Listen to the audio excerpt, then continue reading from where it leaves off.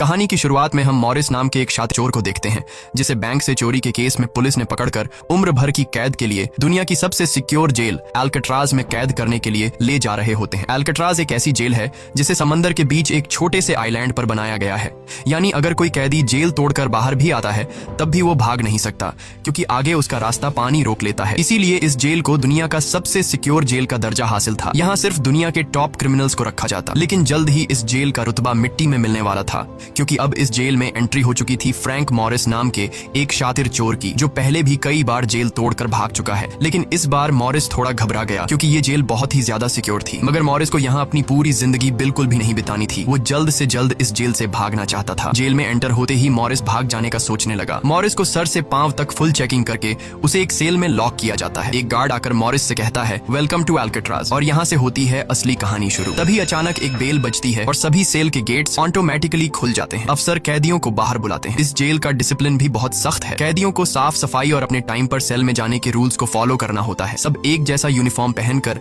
Line में breakfast खाने आ जाते हैं। मॉरिस के सामने लिटमस नाम का एक कैदी होता है। मॉरिस पूछता है कि मुझे तो कांटा ही नहीं मिला, अब मैं नूडल्स कैसे खाऊंगा? लिटमस उसे कहता है, अबे ये तेरा घर नहीं है, जो तुझे मिला है उसे चुपचाप खा ले। तभी वुल्फ नाम का एक खतरनाक कैदी मॉरिस को चिढ़ाने लग जाता है। वुल्फ से जेल में हर एक कैदी तंग था। वो यहाँ हर एक कैदी पर अपनी मनमानी चलाता था और उस पर बलात्कार के ढेर सारे केस भी हैं। इस जेल में एक से बढ़कर एक खतरनाक कैदी रखे जाते हैं। यहाँ लिटमस मॉरिस से थोड़ा खाना मांगता है और इस दौरान मॉरिस उसे अपनी प्लेट दे देता है। जब मॉरिस टेबल के नीचे से देखता है तो उसे पता चलता है कि लिटमस खुद खाना नहीं खा रहा बल्कि वो चूहे को दे रहा है। रात को एक गार्ड मॉरिस को वार्डन के पास लेके जाता है। जब मॉरिस वार्डन के ऑफिस में पहुंचता है तो वार्डन मॉरिस से कहता है कि मैं जानता हूं कि तुम बहुत ही शार्प माइंड हो और बहुत इंटेलिजेंट भी हो, लेकिन वो सब यहाँ किस काम का, क्योंकि तुम्हारे जैसे यहाँ कितने आए और गए पर यहाँ से कोई बच नहीं पाया। यहाँ कैदी बहुत ही स्ट्रिक्ट रूल्स फॉलो करते हैं। 2 महीने में एक बार ही कोई तुमसे मिलने आ सकता है और वो भी तब अगर मेरा मूड अच्छा हो। वार्डन बहुत ही सख्त इंसान है जो जरा सी गलती पर भी कैदियों को बहुत ही स्ट्रिक्ट पनिशमेंट देता है। वार्डन कहता है, यहाँ से भागने का सोचना भी मत, नहीं तो तुम्हारे टुकड़े टुकड़े कर दिए जाएंगे। जिस पर मॉरिस जवाब देता है, नहीं सर, आपके होते हुए यहाँ से कौन भागने का सोच सकता है। लेकिन असल में पहले दिन से ही मॉरिस के दिमाग में यहाँ से भागने की प्लानिंग शुरू हो चुकी थी। इस दौरान मॉरिस मौका देखते ही वार्डन का नेल कटर चुरा लेता है, जो वैसे तो बहुत ही छोटी सी चीज थी, पर मॉरिस को पता था कि अल्काट्राज जैसे जेल में इस छोटे से नेल कटर से भी बहुत बड़ा काम लिया जा सकता है। मॉरिस वापस सेल में आते ही इस नेल कटर को बाइबल में छुपा देता है। अगले दिन बाथरूम में वुल्फ फिर मॉरिस को परेशान करने लगता है, पर इस बार मॉरिस उसे छोड़ने वाला नहीं था। अब मॉरिस अपना असली रूप दिखाता है और उसे पकड़कर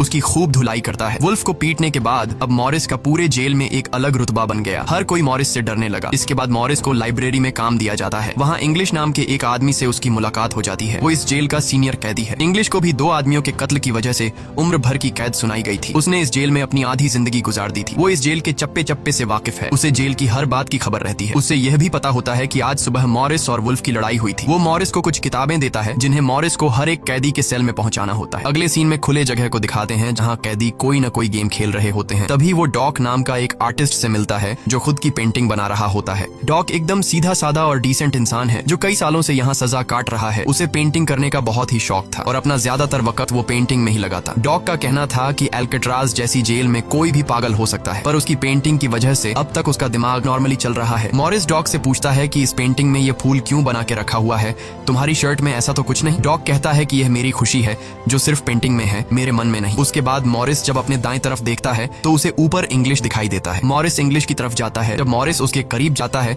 तो उसके चेले मॉरिस को रोक देते हैं। तब इंग्लिश इशारा करता है कि अपना ही आदमी है, आने दो। मॉरिस उसके पास जाकर बैठ जाता है और तुरंत अपने दिल की बात छेड़ देता है। मॉरिस उससे कहता है कि यहाँ से बचने में आप मेरी मदद करेंगे। ये बात सुनकर इंग्लिश तो हंस पड़ता है। देखो बेटा, ये महज सिर्फ जेल नहीं है, ये हम सबकी कब्र है। यहाँ से निकलना है तो पहले हमें मरना पड़ेगा, तब जाके हमारी डेड बॉडी यहाँ से कब्रिस्तान तक पहुँच पाएगी। चलो मान भी लो कि तुम इन बड़ी दीवारों पर चढ़ भी गए और उसके बाद खतरनाक फोर्सेस को क्रॉस भी कर लिया और किसी जादुई शक्ति से तुम यहाँ के सैकड़ों गार्ड से बचकर जेल से बाहर भी निकल जाओ, तब भी यहाँ से भाग नहीं पाओगे क्योंकि आगे तुम्हारा रास्ता समुंदर रोक लेगा। इसलिए टाइम बर्बाद मत करो और चुपचाप सजा काट लो, कम से कम जिंदा तो बचे रहोगे। लेकिन मॉरिस अपने इरादे का पक्का था। वो हर हाल में इस जेल से भागना चाहता था। उस रात एक अफसर मॉरिस को बताता है कि तुम्हें कल से कारपेंट्री का काम दिया गया है। 1 घंटे का 50 सेंट्स दिहाड़ी भी दी जाएगी। मॉरिस फौरन इस काम के लिए राजी हुआ क्योंकि उसे लगा कि वहाँ उसे कोई ऐसा औजार मिल सकता है जिससे उसके भागने में काम आ सकता है। अगले दिन मॉरिस लिटमस से यहाँ से बचने का रास्ता पूछता है। लिटमस कहता है, अरे ये तो बहुत ही आसान है, हर सेल में एक एयर वेंट होता है, उसके जरिए तुम छत पर पहुंच सकते हो, वहां से शायद तुम बच पाओ। और मॉरिस की बातों पर मुस्कुराते हुए वहां से चला जाता है। तब डॉक मॉरिस को खबरदार कर देता है कि वुल्फ तुम्हारी तरफ आ रहा है। तभी वुल्फ मॉरिस पर चाकू से वार करने आता है। मॉरिस अपना कोट हाथ में लपेटकर उसके साथ लड़ने लग जाता है। इतने में एक गार्ड उसे रोकने आता है तो वुल्फ गार्ड पर भी चाकू से वार कर देता है। अब मामला बिगड़ जाता है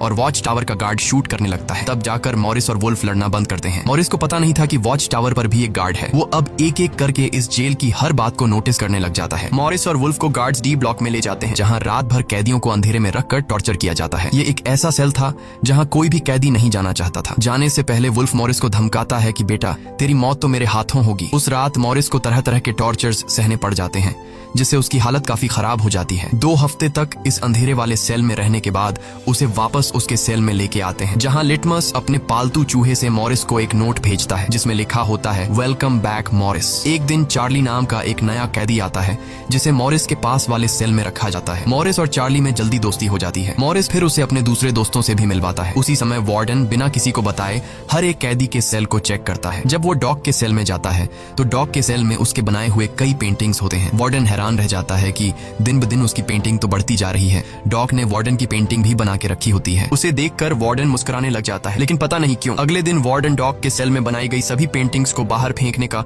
गार्ड्स को ऑर्डर देता है। वार्डन के इस फैसले ने डॉग को अंदर से पूरी तरह तोड़ दिया, क्योंकि डॉग सिर्फ अपनी पेंटिंग के ही सहारे जिंदा था। वह अपने हर एक बनाए हुए पेंटिंग से बहुत प्यार करता था, क्योंकि यहाँ उसकी सिर्फ एक ही खुशी थी और वो भी उस बेचारे से छीन ली गई।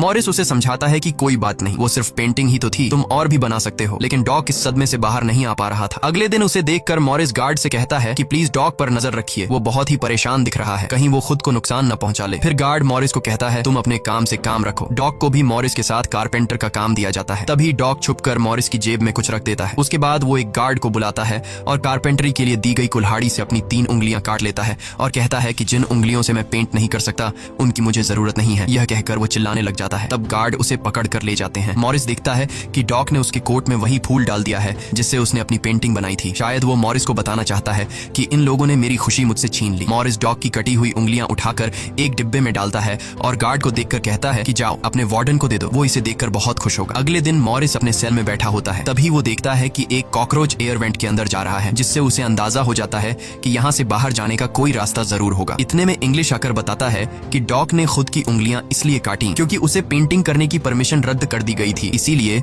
उसने तंग होकर अपनी उंगलियां काट ली। यह जानकर मॉरिस को बहुत गुस्सा आता है। अगले दिन डाइनिंग हॉल में वार्डन मॉरिस से पूछता है कि तुम इस डॉग को इतना सपोर्ट क्यों कर रहे हो। वह कहता है ऐसा कुछ नहीं है। ये कहकर मॉरिस वापस टेबल पर जाकर बैठ जाता है। वहाँ उसकी मुलाकात 2 भाइयों जॉन और क्लैरेंस से होती है, पर मॉरिस उनसे ऐसे बात करता है जैसे वह उन्हें पहले से जानता हो। जॉन और क्लैरेंस दरअसल ये दोनों किसी और जेल में मॉरिस के गैंग में थे। जॉन को अब जेल से भागने का काम आसान लगने लगा, क्योंकि ये दोनों भाई मॉरिस की तरह शार्प माइंड थे और अब ये तीनों जेल से भागने की प्लानिंग करने लगे। दोपहर को चार्ली की गर्लफ्रेंड उससे मिलने आती है। दूसरी तरफ इंग्लिश की बेटी उससे मिलने आई होती है। इंग्लिश अपनी बेटी को देखते ही उसकी आंखों में आंसू आ जाते हैं, क्योंकि उसकी बेटी उसकी गैर मौजूदगी में काफी बड़ी हो चुकी थी और इंग्लिश को अपनी बेटी का बचपन न देख पाने का बहुत अफसोस था। दूसरी तरफ चार्ली को उसकी वाइफ बताती है कि तुम्हारी माँ बहुत बीमार है और डॉक्टर कहते हैं कि वह 1-2 महीनों से ज्यादा नहीं बच पाएंगे। ये बात सुनकर अब चार्ली भी अल्काट्राज से भागने का सोचने लगता है और इतने में गार्ड आकर कहता है कि बात करने का समय खत्म हो चुका है। अब चार्ली बहुत परेशान होता है। वह उस रात मॉरिस से कहता है कि अगर तुम यहाँ से भागने का प्लान बनाओ तो मुझे भी शामिल कर लेना। अगले दिन मॉरिस, चार्ली, जॉन और क्लैरेंस की मीटिंग होती है। तब मॉरिस उन्हें बताता है कि हर सेल का एयर वेंट ऊपर छत पर खुलता है और दूसरी बात ये कि ये जगह खारे पानी से भरे समुद्र के बीच है, जिसकी वजह से दीवारें कमजोर हो गई हैं। मेरे पास एक नेल कटर है और मैंने खुदाई पहले से शुरू भी कर दी है। अगर मैं थोड़ा थोड़ा करके खोदूं और एक छोटा सा टनल बनाकर छत पर पहुंच जाऊं तो इस जगह की जांच करने के बाद पता चल जाएगा कि यहाँ से कैसे भागा जा सकता है। जॉन पूछता है कि रात को अगर गार्ड्स को पता चल गया कि तुम अपने सेल में नहीं हो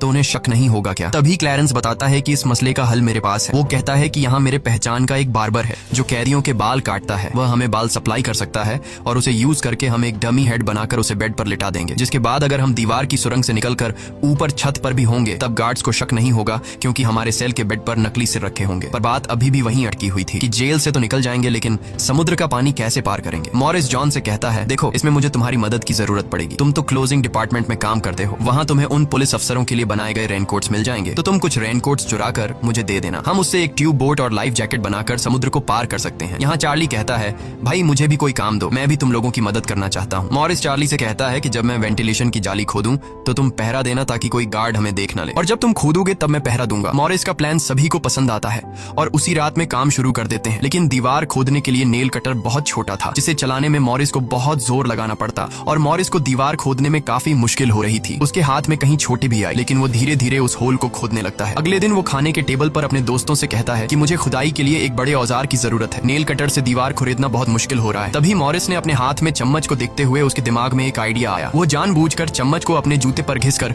उसे गंदा कर देता है। उसके बाद मॉरिस ने गार्ड को बुलाया और कहा कि ये चम्मच गंदा है, मुझे दूसरा चम्मच दो। बाकी लोगों ने भी गार्ड से उनका चम्मच बदलने की रिक्वेस्ट की। गार्ड को इसमें कोई गड़बड़ नहीं लगी और उसने फौरन चम्मच बदलने की इजाजत दे दी, जिसके बाद वह सीधा टेबल की तरफ बढ़ता है जहां एक और सिक्योरिटी गार्ड सीट पर बैठा होता है। पर जैसे ही वह टेबल पर रखे हुए चम्मच बदलने लगता है तो जॉन ने वहां मौजूद गार्ड को बातों में उलझा लिया, जिसका फायदा उठाते हुए मॉरिस ने एक के बजाय 2 चम्मच उठा लिए और एक को जेब में छुपाकर रख दिया, जिसके बाद वह सीधा अपने सेल में चला जाता है।